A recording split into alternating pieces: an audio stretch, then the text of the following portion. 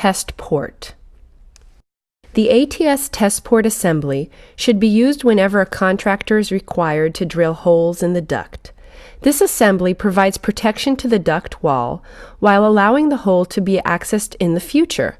Typically, this is necessary for air balancing or as an inspection port for video probes. This assembly also seals the hole. Step 1. Using a hole saw, bore a hole equivalent to the inside diameter of the threads on the male adapter. Step 2. Use a standard NPT National Pipe Thread metal threaded nipple to tap the hole and form threads in the FRP.